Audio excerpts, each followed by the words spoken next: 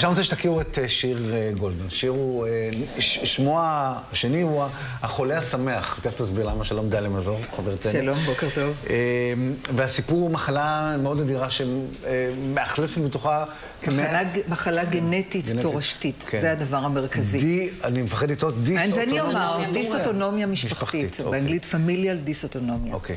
ואת איבדת את הבת שלך כן, אני חייבת לומר לפני הרבה שנים, זה לא משהו של השנים האחרונות, ואני חשבתי לפני המון שנים כשזה קרה, והתנתקתי מזה שאני לעולם לא אחזור לזה.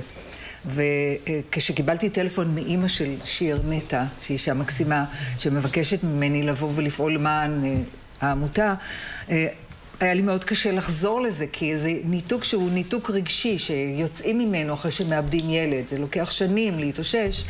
ואמרתי לעצמי, למה אני צריכה לחזור לעסוק בנושא הזה? זה מאוד קשה לי רגשית.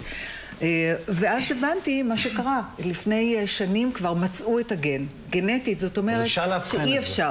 והנקודה היא שאפשר להבחן. מאז לפני כ10 שנים אפשר להבחן ולמנוע, וזאת המטרה המרכזית, ולכן אני פועלת. וגם להאריך את תוחלת החיים, נכון? את איבדת את הילדה שלך כשהייתה בת...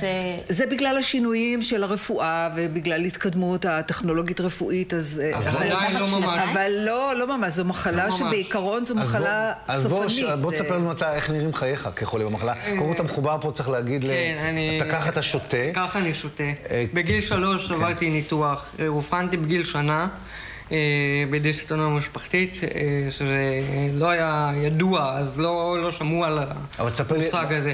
אבל היום שלי, אני למעשה, כמו שאתה רואה, אני שותה, אסור לי לשתות מהפה, כי זה נכנס לריאות, ואז דלקת ריאות ובלגן, וזה יכול להיפתח להתקף הקאות. התקף דיסאוטונומי זה התקף הקאות. ואז מרדימים אותי לכמה ימים יכול להיות, מהירים אותי לראות אם זה עובר, ואם זה לא עובר, אז עוד פעם מרדימים אותי, ותוך כדי שאני ישן, משקים אותי מהצינור, אבל כבר הרבה זמן התקף. למה קוראים לך החולה? יש כל כך הרבה סימפטומים. החולה השמח, למה קוראים לך? שיר מדבר על דבר אחד, יש כל כך הרבה, הם לא חשים כאב, הם יכולים לשבור יד או לקבל קביעה. לחץ דם עולה יורד. זהו, זה אתה חייב להסביר, את העניין של הכאבים שאתם לא מרגישים בכלל. בגלל זה זה נקרא החולה השמח? לא, החולה השמח, אני הוספתי לעצמי לפני עשור. הייתי במכינת כנפיים, שירות לאומי עשיתי. היה לי התלבטות מה לעשות, צבא או זה, כי יש צבא לנכים לא ממש, זה פתוח. יש, אבל לא ממש.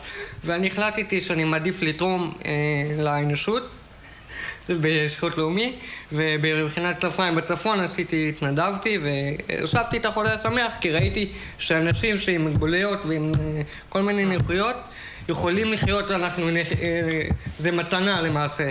אצלי, אני לקחתי את זה כמתנה, כפרספקטיבה על החיים.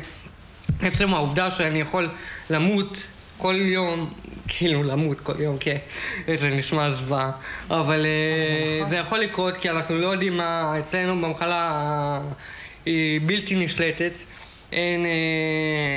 אין שום אזהרה מראש להיכנס להתקף, או כמו שאמרתי, הלחץ דם עולה יורד, עולה לגבהים לא נורמליים שלכם לא היו. ואתה מנסה לעזור, תכף נדבר גם על התרמה שאתה מארגן, אבל את יודעת כמה חולים יש היום? כן, כן, יש כ-120 חולים בארץ.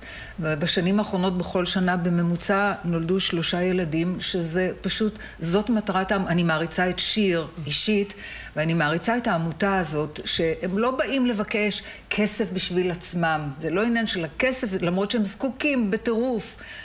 זה כדי למנוע את החולה הבא בעצם, נכון? ולמעשה, הגדולה שלהם זה בעובדה שהם לא באים לבקש כסף, הם מבקשים להעלות את המודעות שאנשים יעשו בדיקות גנטיות, כי זה לא גזירת גורל. זה לא בדיקה גנטית פשוטה, אפשר... כן, זה כלול בסל הבריאות. בסך הכל צריך להיות מודע ולהגיד, מישהו יוצא גנטית. זהו, וגם הרופאים לא כל הרופאים יודעים. שזה, פה נעוץ המחדל, הרופא צריך להגיד לך... בעיקר מדובר, זה מחלה של יהודים בלבד. בעיקר יוצאי מזרח אירופה.